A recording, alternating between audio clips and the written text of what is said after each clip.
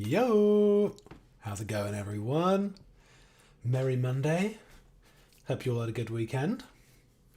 It's, definitely been good this end. Oh, my lord, it has been very nice to see the sun out. Don't know about you, but hopefully you got to go outside a little bit this weekend. We spent the entire time basically out walking around and it was super sweet. Margot saw some sheep for the first time, which she thought was absolutely hilarious. So yeah, we just spent a good long while just in a field, just looking through a fence while Margot just pissed herself laughing at some sheep. I mean, they didn't look particularly funny, but I guess to a 1-year-old, there's something about their little woolen forms that really tickled her. In fact, I think that's kind of easily the most I've ever seen her just laughing at anything. So yeah, that was a pretty good time. So I went back to see the sheep a couple more times. She thought they were hilarious every time. So we'll be repeating that probably every day for the foreseeable future. And who have we got inside the ride today? Matt, Rot. Sorry, Ross. Matt, Ross, Lee, Roberto, Harrison, Daniel. A few wicked legends in there. Yeah, it's what was saying, Ross saying, quite enjoying the YouTube recommendation associated with the stream. Nixon with no expletives deleted. I mean, yeah, I kind of want to watch that. Maybe we should just watch that instead. What's up, Luke? So yeah, we are in Synthetic Nixon, which just released on Holding Hands. This was the title track, but it was also the B2, and yeah, it was the first thing that I wrote on Ableton 11 when I got the beta. In fact, this is actually the beta because I just for some reason when I was opening it up in the full version, some of the settings were changing, so I just thought, let's just go back. I mean, the beta's absolutely fine at this stage, so we'll just roll with it like this, but in case anyone's wondering why something might, I don't know, it should be pretty much identical to the suite, but just probably good that I mention it before we start, just in case anyone's wondering. What's up, Kyle, as well? So this was, what I basically wanted to be exploring straight off when I got into the beta was the comping, which is what I've done with this break. So you can go to show take lanes, and I stuck some different breaks in and then messed them up. So I mean, I'm guessing everybody knows what the track sounds like. Maybe I should just do a very quick skippy through.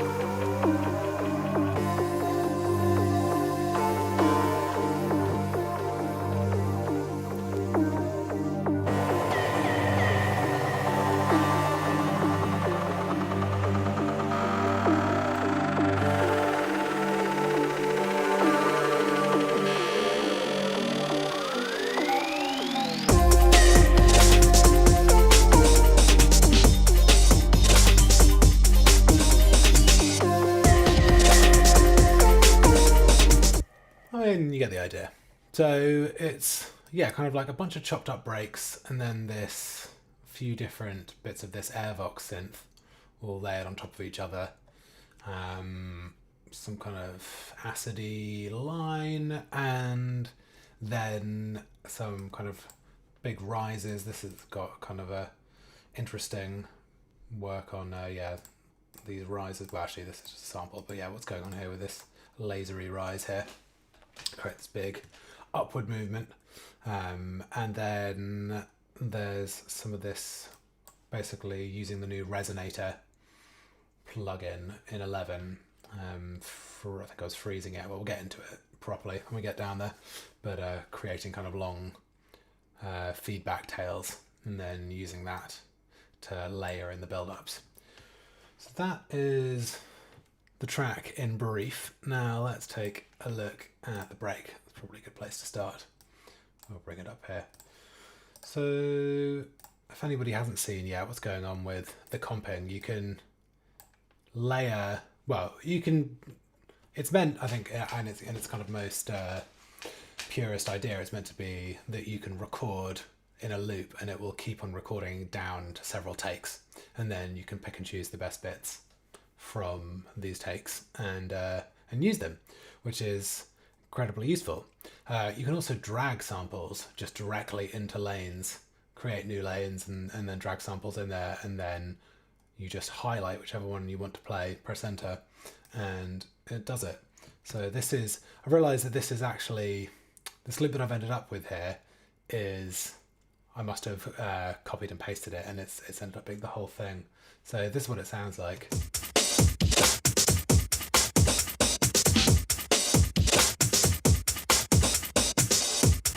But it's made up of a few different loops. So it's this one. So you just press enter.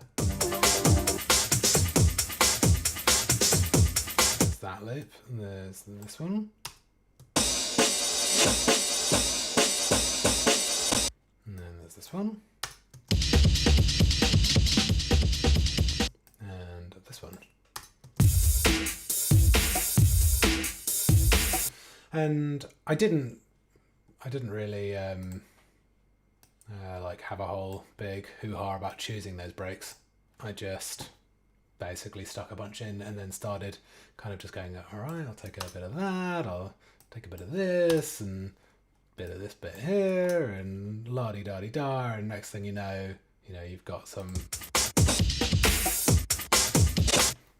except I spent a bit of time on it and then picked some better sounding ones. I think that was what it sounded like. Maybe I should just go back to. No, okay. So cut up and chopped up a whole bunch of different breaks, and then did some EQing on them. It looks like, but I'm like relearning about how I did this at the same time as you. So what did it sound like without it?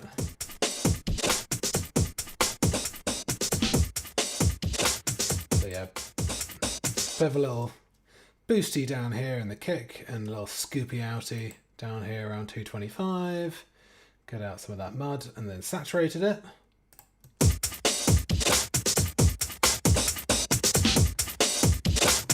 Bit of glue compressor to kind of give it a bit of dynamic, interesting sounding compression. And then, yeah, we kind of got some extra little bits and pieces that have been chopped out and stuck in. You can see that's a little bit from down here. Some reverses. And then looks like I've done a kind of little fill here as well.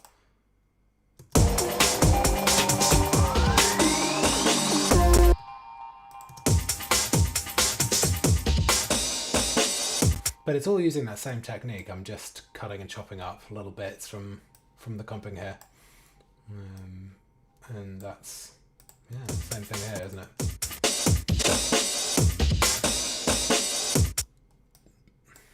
So much fun to do. You can really just go to town chopping up things as much as you want. It's bloody great. Thanks very much, Ableton. So that's the break. As usual, if anyone's got any questions, just shove them in there in the old chat, and I'll try my best to answer them. It's yeah, not too much going on in this track, especially drums wise. Let's see what's going on with the rest of the drums. I mean, I'm assuming it's just kind of stuff that's kind of doubled up with the breaks to some degree.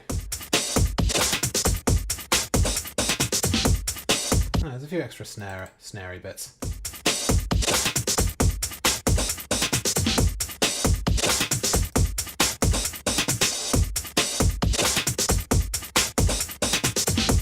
Some kind of playing off some of these snares. Some of them are, yeah, just like if this is the snare here, it's playing off. Oh, there's actually a snare there.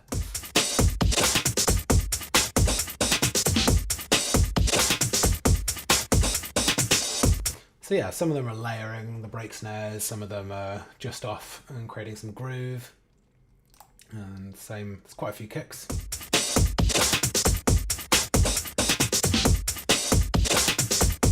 And those are just layering up underneath the break. And then we got some open hats here. Ah, some rides.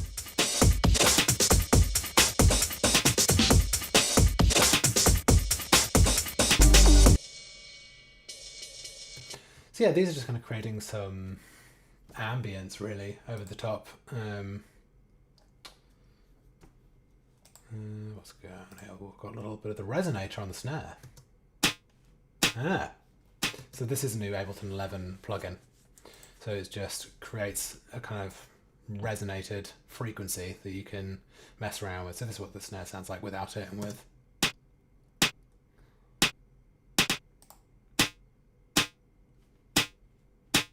So I've got the decay down quite short. You could.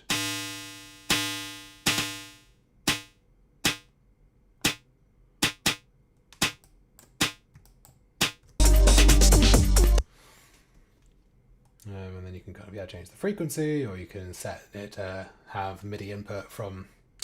Usually, I guess you would choose. Well, whatever you want, really. But yeah, so you can set the frequency or the actual note to come in from the MIDI, which is sweet as well. And you can add interesting harmonics or down to kind of interesting granular effects onto anything with that.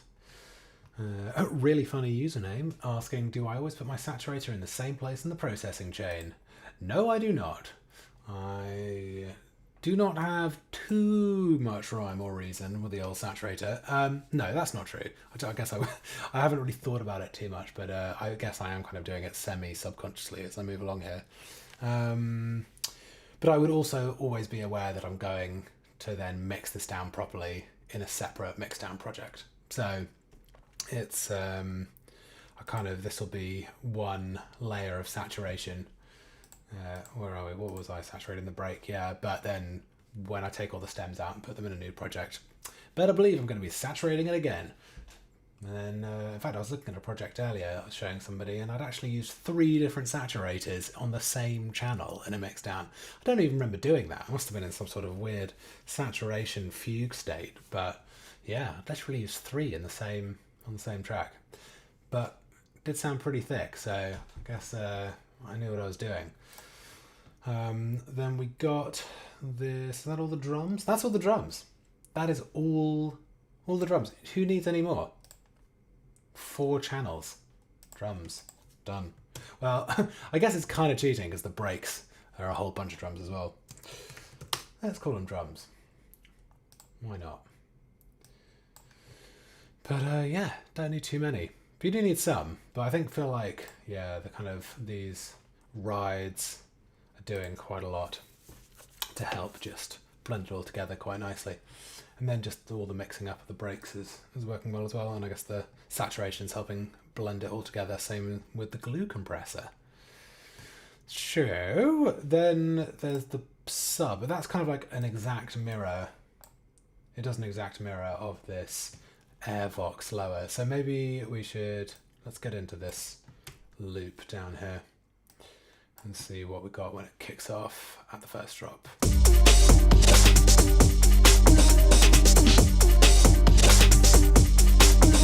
So we've got this sub and this and the airbox lower, but really this is what's going on here. This is the main element.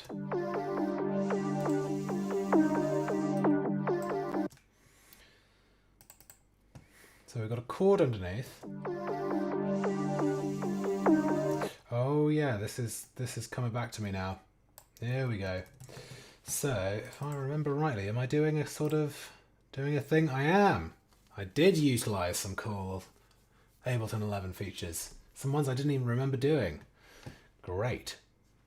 So what's going on here? I'm using the MPE function in Ableton 11, which is, I guess partially it's designed to be used with hardware like Rolly keyboards that are MPE enabled, and you can affect things with the kind of touch, with the sensitivity that you press down on the key.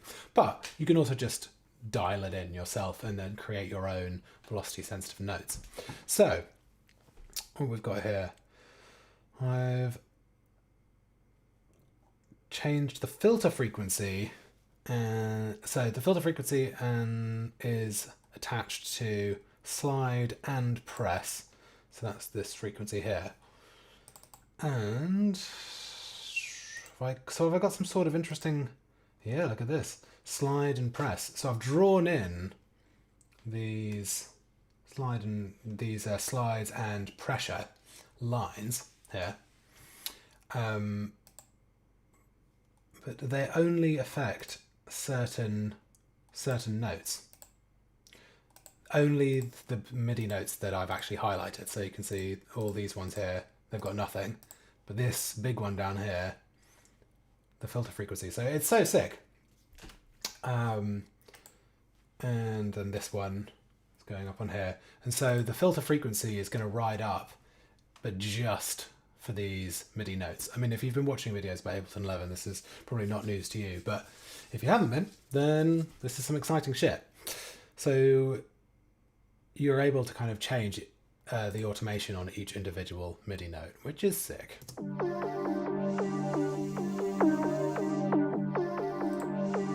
So you can use here that one at the bottom goes, and then this middle note in the scale rises up further here. And then this third one rises up at the end.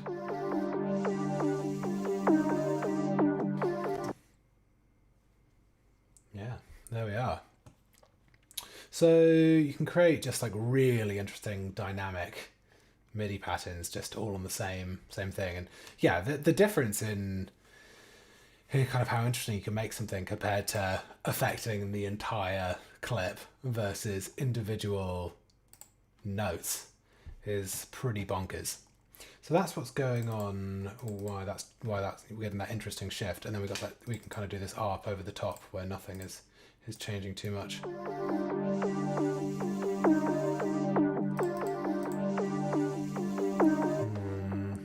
And then what else? I've got a bunch of automation going on here. That's just a little attack bit there. I think that's about it. For this one. When did this come in? A little delayed for the drop, and tremolator. Looks like, don't know what's going on there. Surely it's just on. Just on for that one little bit. Maybe ignore the tremolator. Okay, so this is just comes on with a little delay here. Oh, that's what's happening. I'm automating this down to do a little stop start. So if you take the delay and set it to repitch, and then you automate the delay time, it basically creates that kind of vinyl stop effect.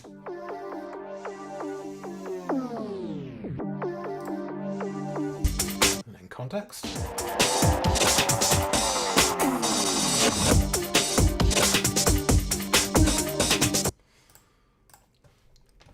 So that's yeah, fun little trick you can do there. And then we've got the old sub and airbox lower, so this is just the same thing.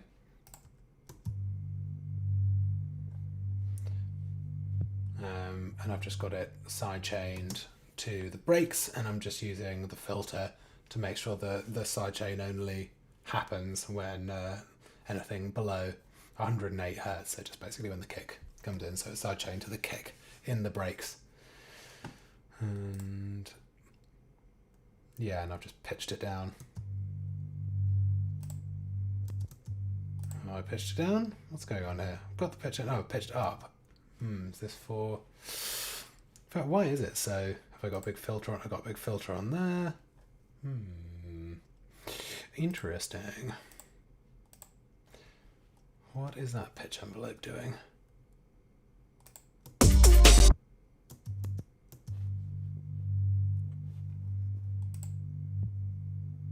It's doing nothing because it's going up and it's going straight back down.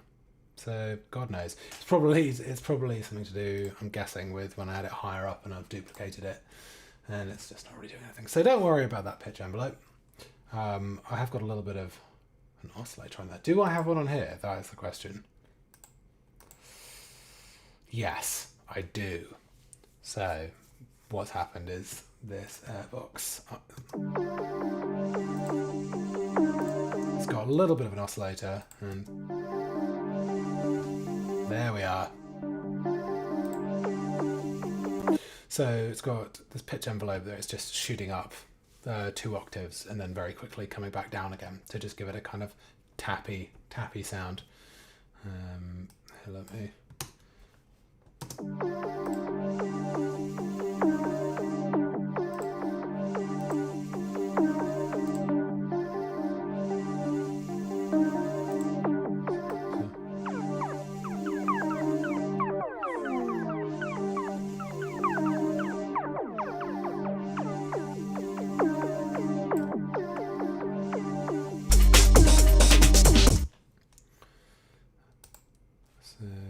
spread on it.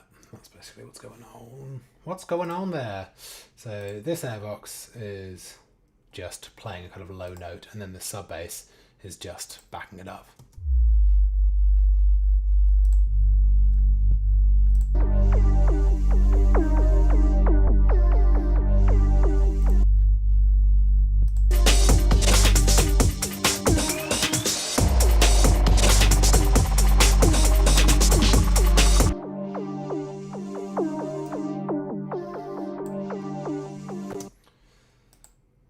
That 102. Boop, boop. And then here we've got this one.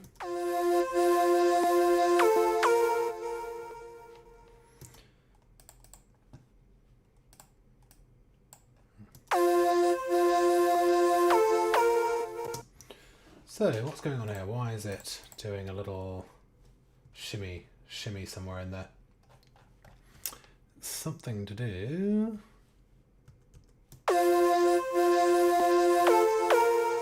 Is it something to do with the MP stuff again? Seems like it might be.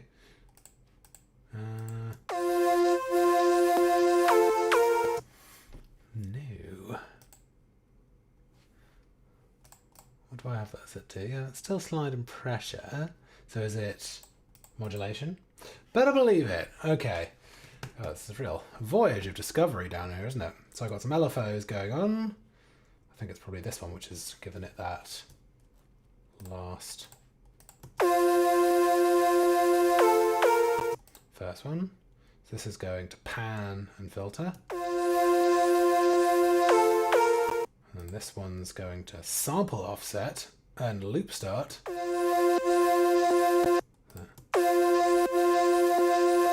It's just making it go a bit bonkers. And then this last one on the shaper amount. Oh, what fun.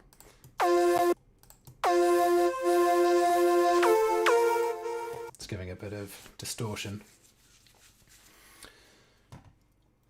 So yeah, that's not to be overlooked, the old LFO section in Sampler, because it is crazy.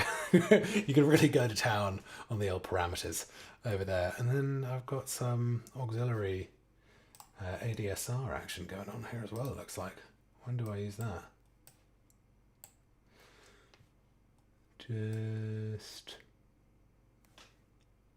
yeah, it's weird. It's kind of like, seems to be not in anywhere that would actually do anything. I guess there's just can always be some stuff that I've kind of done, and then I guess this isn't going to make a sound, is it?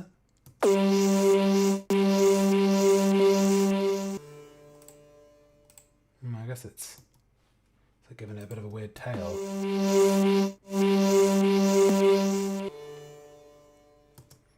Let's see what happens if we move this out of the way.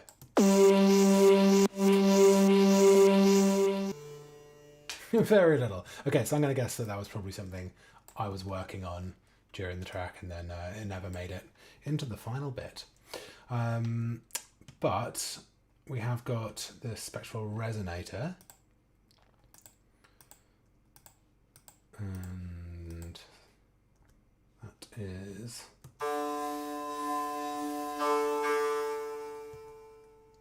this guy, yeah.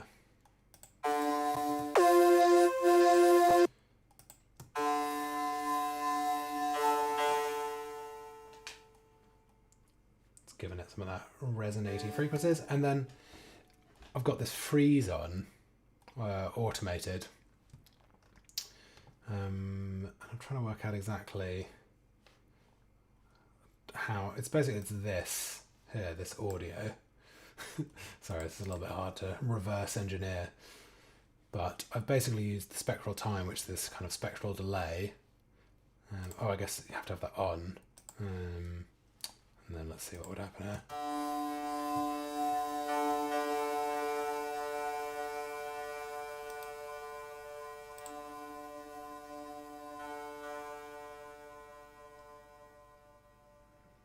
Doing very little.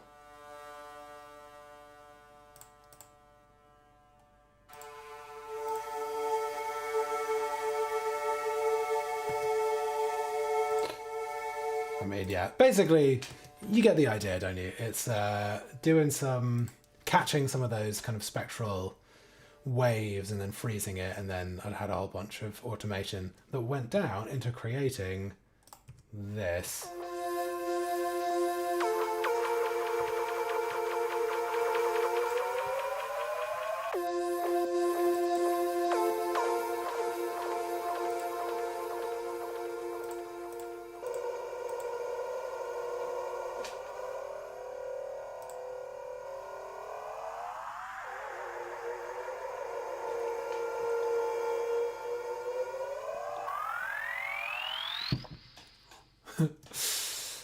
There we have it. So that was what I just would have been doing, a bunch of like pushing the feedback up to 100% and then just doing some messing around with all these different things. I mean, there was no rhyme or reason to it. I just did a bunch of like twisting the knobs and ended up getting that weird shit. I think I basically have then chopped it up a little bit and spliced it around throughout the track. So that's one thing that's going on with the Airvox. And then over here, it does a big old rise.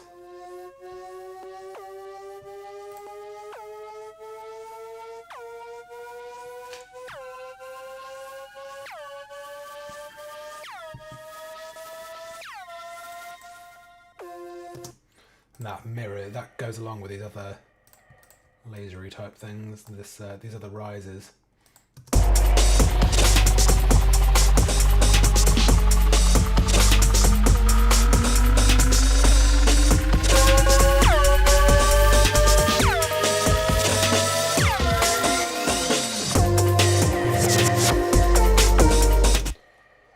So what's going on here? We've got these notes playing. And they are being automated a few different ways. So we have got, oh yeah, I mean, I'm just using mainly the transposition. That's what's being automated here. Whoop. So they're just rising up with each one. And oscillator output level. This guy here.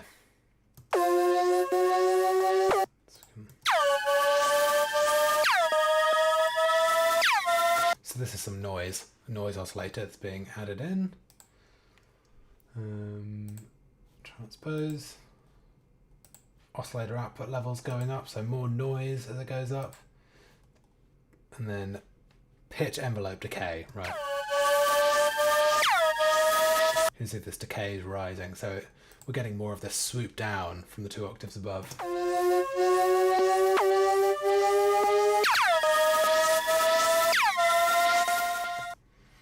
So by the time we get to the top at the end, it's a bunch of different parameters working together, but we've got this pitch envelope creating a longer decay and more of a swoop while it rises in pitch from the transposition, and more noise is being added in through the noise oscillator. So that is how you create this kind of rising vibe, and it's got some erosion on it as well. So that's just a bit more background noise going in there. And then this hybrid reverb. So this is one of the new reverbs, which is sick. So it's a combination of a convolution reverb, which is an actual space. This is the Ableton Studio backwards, and it is blended with some dark hall reverb. Yeah.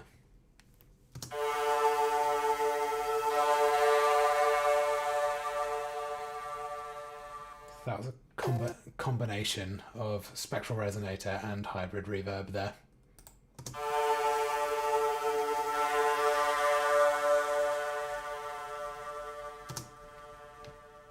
Compared to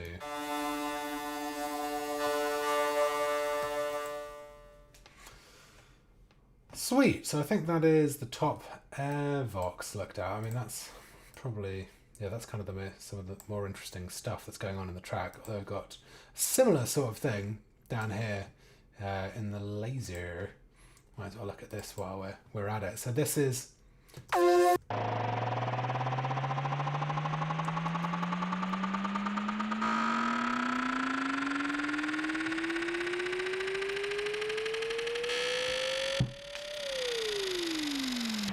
okay, so what's going on there?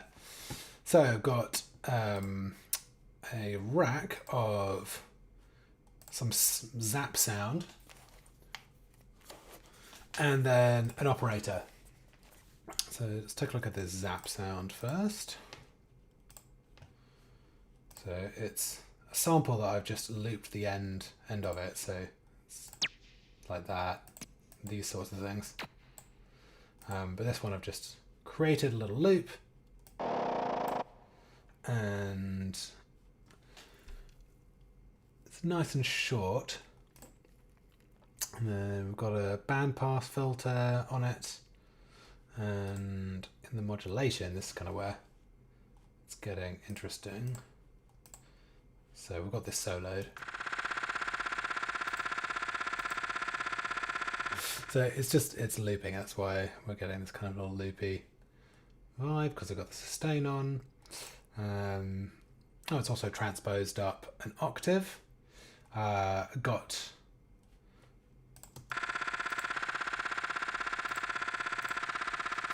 some sine wave mixed in. Bandpass on, some shaper, and then it's really, yeah, in this modulation. So I've got this one really long line that's going up 8 bars long with retrigger on, and the filter is going to be rising up and the pitch is going to be rising up.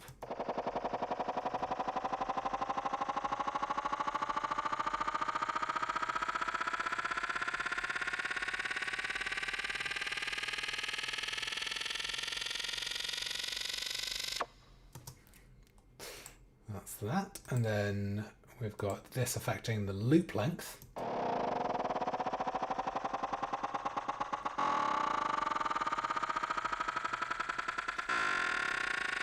So that's changing every 2 bars. And then this one is affecting the LFO2 rate. So this LFO is affecting this LFO.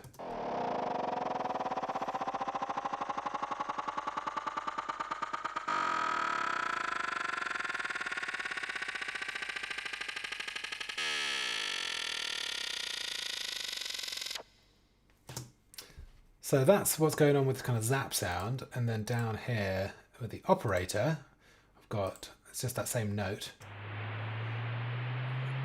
And this is basically a sine wave and noise looped. The algorithm is that it's going, they're all coming out in parallel. And then this frequency is just rising.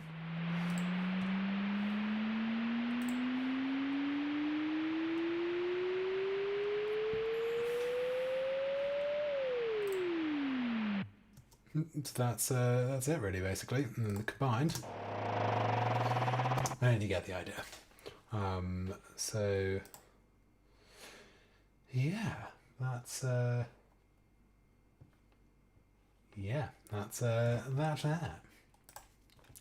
J-Risk is being forced to go watch quiz shows with the parents.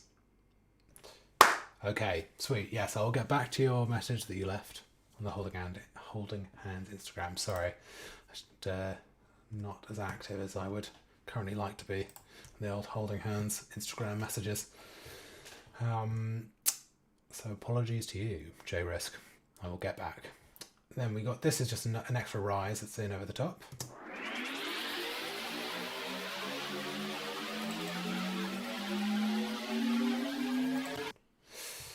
And yeah, they kind of all combine together to make some sort of ultra rise.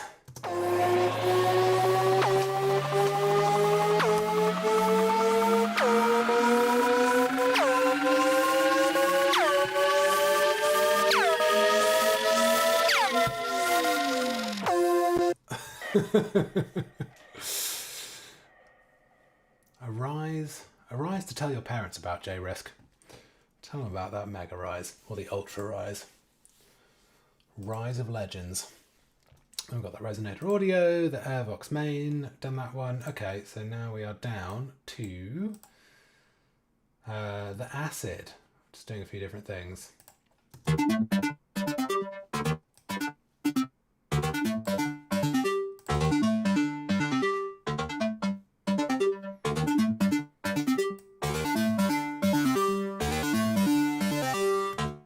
We've got a little bit of the old classic new Ableton 11 chants going on here. So these notes have a variety of chants on them, going down to about 89. So basically they're all playing apart from a few that will drop out just to give it a bit of variety. And then this was, yeah, kind of edited pattern that I think I got from, generated from Skinnerbox Time Sting. And this is like a kind of, yeah, an acid patch I made. It's a combination of square and saw, so I was kind of switching between the two. So we've got this one over here where it goes into saw waves, and then this one where I'm just switching the waves to square and saw. And that's got a bit of noise and so forth. And then beat repeat is just on. Yeah, it's just got a bit of beat repeat going on in general. Can you hear that? And then the resonator. So this is on 100% for this section. And then I am modulating the decay of the resonator, so that's why we're getting these kind of longer tails.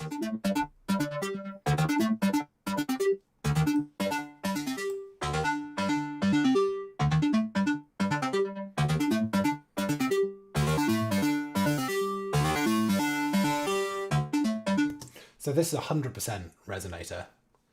Without it, it sounds like.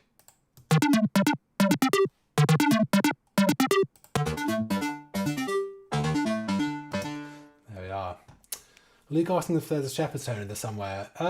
Well, no, it's just like a rising. It's just rising up in chromatic.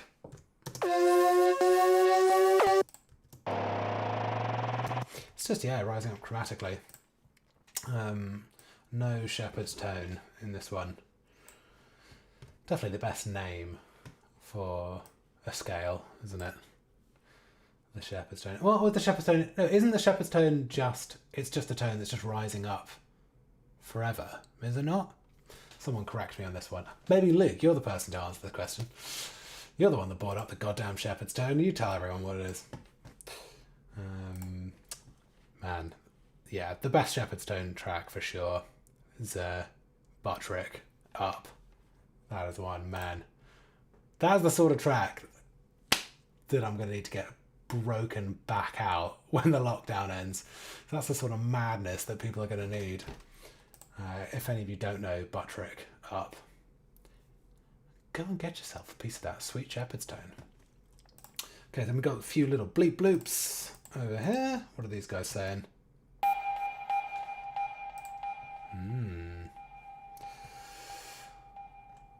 That has got... Alright, so I've got some...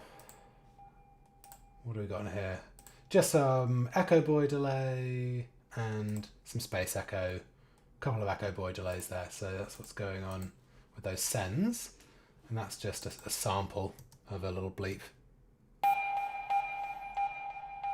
But I do have... What can I do? Show? There we are. A couple of these ones where they're rising up with the grain delay.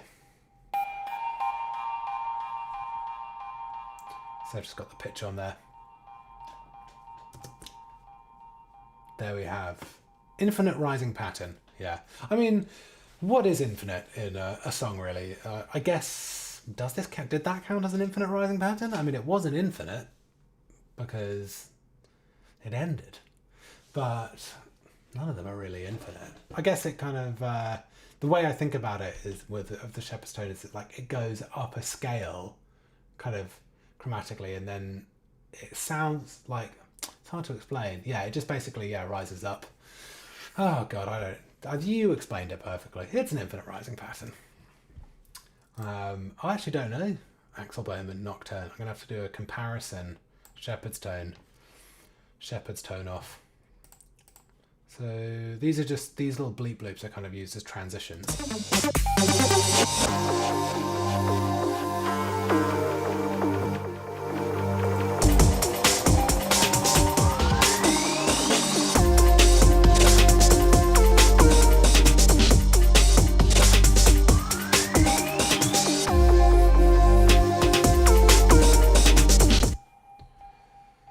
Yeah, they're just delaying out, and they've also got some of this hybrid reverb on it as well.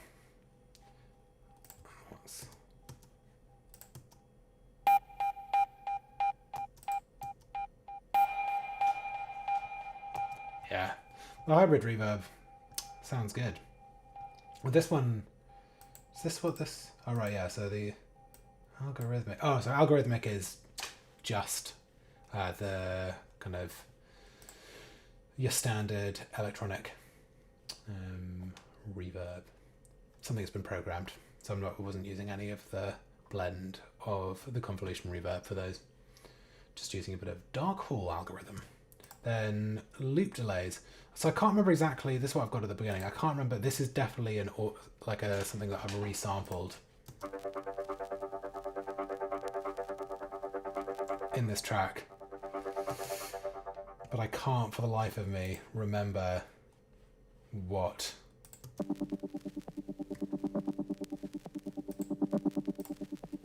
So that's what it sounds like. And I just basically, it was some sort of echo from something. And we've got the resonator on there.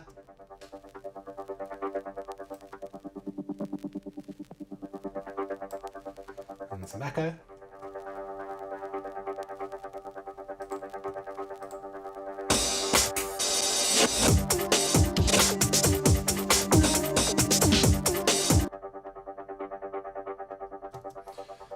And then this is, I've got a little sample that sounds like it's saying eggs, although it's not.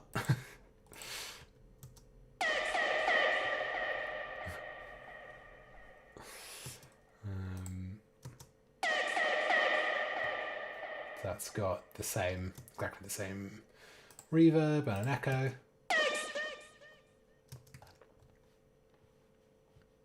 Can't remember exactly what What's it saying?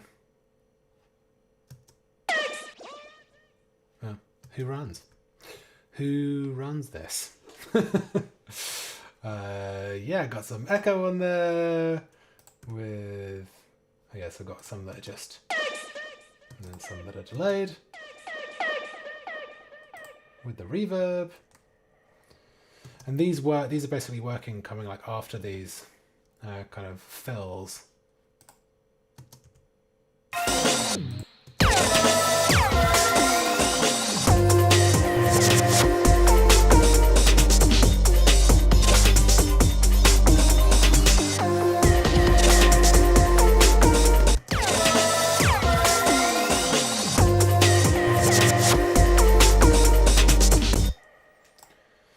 Which, yeah, these are probably my favourite bits of the track. These are kind of broken fills that then lead into the eggs.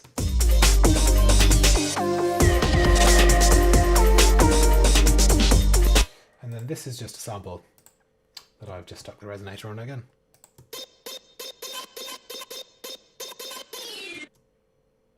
But I think I've done a bit of...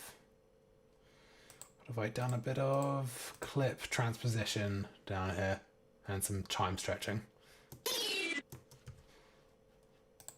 don't think I'm doing any other modulation. And it's just got this resonator on it.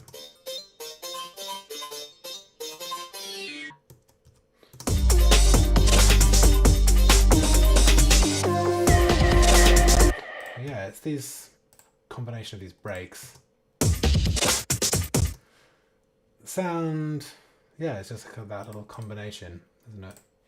Again, it's annoying that I didn't see exactly, but they're obviously broken up from, you can see this is this one, and then this is this one.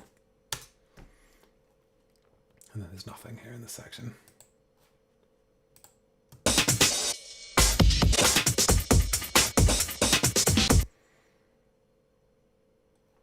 In fact, it looks like I've taken, can't even tell, bit of something else, and then this little section. Yeah, it looks like it might be that, and then this, or this, and then that. Who knows? Or maybe I've actually grabbed it from somewhere else in these breaks. But anyway, it's just kind of the chopping up and messing with those breaks. So yeah, I like these little pull-outs. Pull out the sub. A couple of little sub hits there.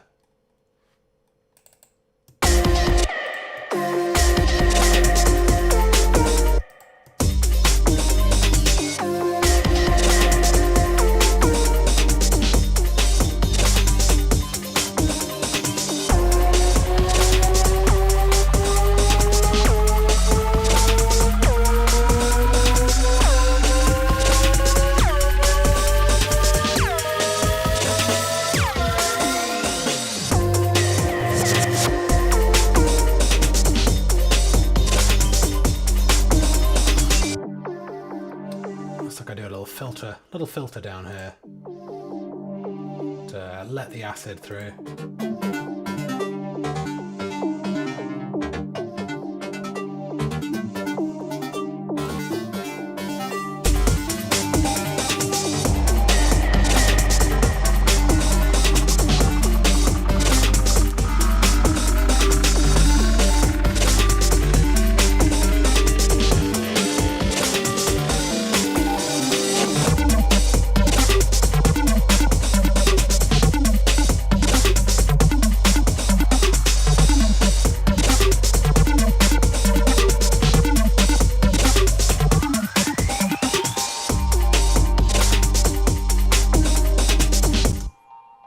And that's the track right there. I've realised that in this original, right, because this is the writing project where I've just let the creativity flow. There's a lot of rising laser patterns, which then in the mixdown I actually took out all of these apart from this one, I think, or maybe this one. I think it's 2 maximum. I realised it was just a non-stop rising laser fest and kind of took away from the track. So those were kind of all gone. But yeah, that was Synthetic Nixon. So I hope you can see kind of, yeah, well, some of the good shit you can do in Ableton 11. Matt asking where the hip hop sub rack is from. Searched for it before, but couldn't seem to find it. There's this guy here. Let's see if I can find out. Nope,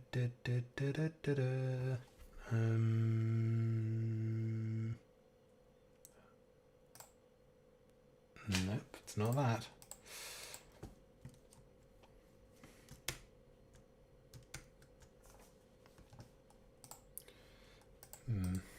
Is there a way to... Okay, I guess we'll just look up hip-hop sub bass.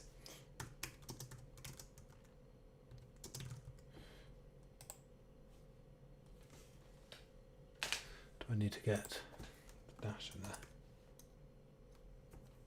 in there? Interesting. Interesting.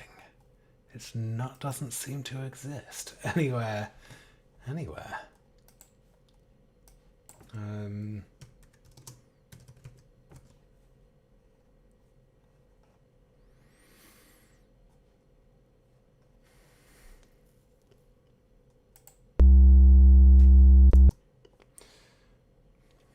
How strange.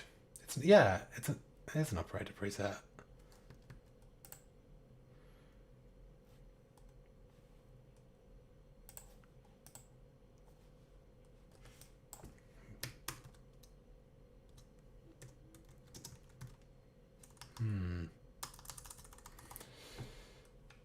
Oh, could also be potentially because... Oh wait, we've got Luke coming in with the answers here. Button to the right of map. Oh yeah, will that work?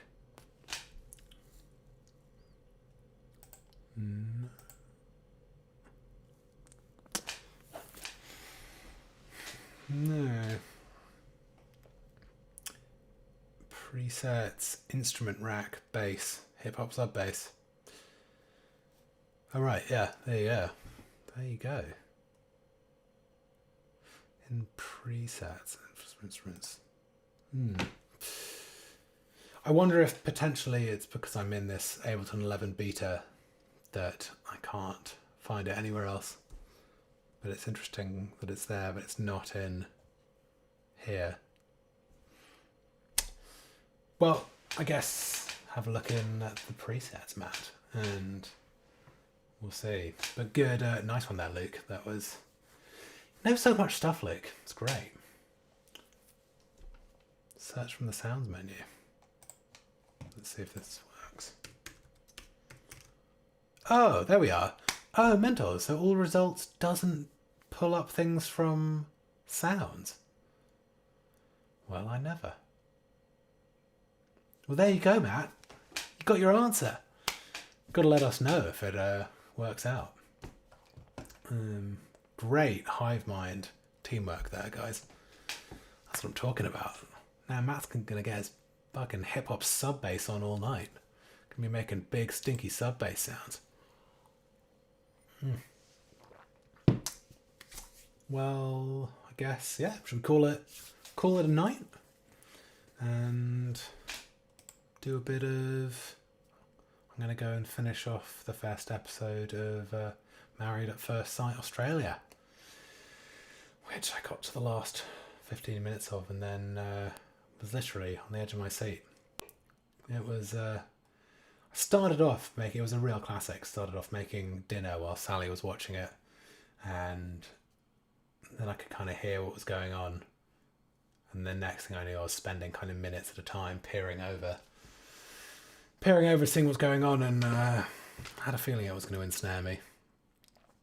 And there it was. Next thing you know, I was there on the edge of my seat, right over there, just waiting to see what happened where they saw each other when they got married. It was very exciting. So I'm going to go and finish that off and catch you guys next week, or catch you on the Discord. Yeah. Hope you have a lovely time. And oh mate, Matt, not in the beta. What an absolute furry butthole for you. That's mad. Okay. Well, I wonder if I can you send people presets? This is some basic shit that I should probably know the answer to. But if you can, then let me know and I'll send it to you, Matt. Okay, thanks for watching, everyone, and have a wicked week. Make some sweet bangers. Go and check out that Axel Bowman tune and Buttrick Up, and enjoy yourself some Shepherd's Tone. See you later. Bye.